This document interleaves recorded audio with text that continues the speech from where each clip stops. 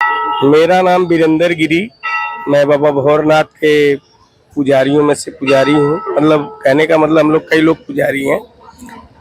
हम लोग यहाँ के पुजारी हैं। मेरा नाम वीरेंद्र गिरी है और हमारी यहाँ पे लगभग 4 पीढ़ियाँ लगभग बीत चुकी हैं। हम लोग 4 पीढ़ियां बीत चुकी हैं। तो आप 2017 की पहले की जो सरकार थी उसमें कांवड़ियों के लेकर के और मंदिर सुरक्षा व्यवस्था में क्या मतलब अंतर है अब तक के योगी आदित्यनाथ के कार्यकाल में? कुछ अंतर तो होगा। अंतर मैम जमीन और आसमान का है।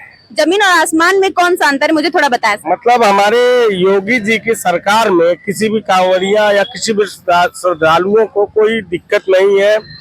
पूरा मतलब उनको ये है कि अपना श्रद्धा भाव से जैसे चाहे वैसे दर्शन करें, पूजन करें, हर चीज मैंने बहुत सुख सुविधा है। हमने तो सुना है 17 के पहले वाली सरकारों में कुछ कि कांवड़ियों पे बहुत सारा बैन लग गया था कि ये नहीं करना है, वो नहीं करना है।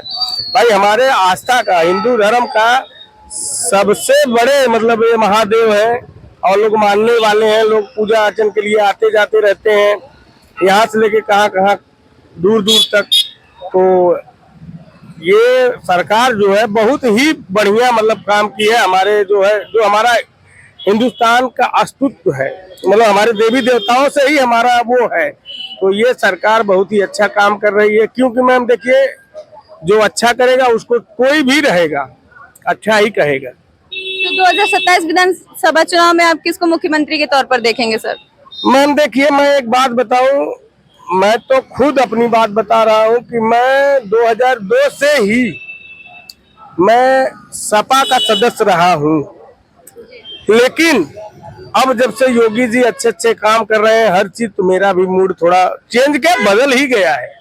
क्यों कि योगी जी ने ऐसा ऐसा काम किया है, ये बीजेपी सरकार ऐसा ऐसा काम की है कि जो हमारे हिंदू धर्म का अस्तित्व होता है धरातल पे, हिंदुस्तान इसका नाम है, जो हमारे देवी देवताओं में आस्था है उसको बढ़ा रही है।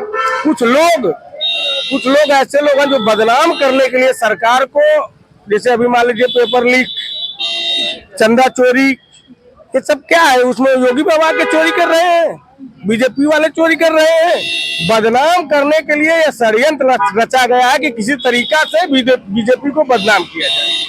यानी कि आप पूरा चाहते हैं कि आजमगढ़ में बीजेपी फिर आए? आजमगढ़ में क्या, मैं तो ये चाहूंगा कि जिस बिहेव पे ये बीजेपी काम कर रही है पूरे देश में बीजेपी ही रहे।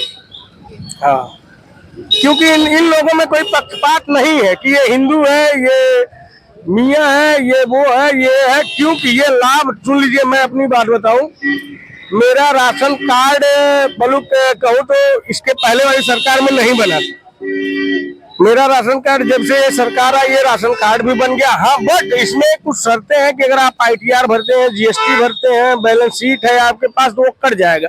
मेरा और कपड़े का भी काम है तो मैं भरता हूँ, तो मेरा कट गया, उसको मुझे कोई वो दिक्कत नहीं। उससे ज्यादा तो हमको बाबा खुद दे देते हैं खाने जीने के लिए।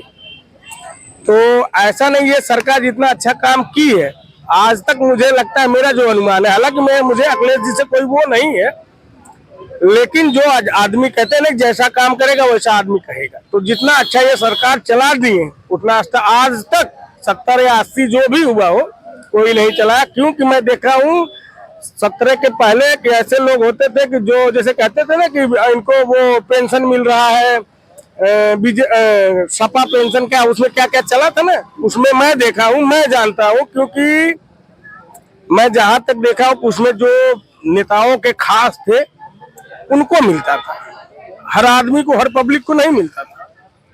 लेकिन ये सरकार जैसी चला दी वैसा आज तक कोई नहीं चलाया।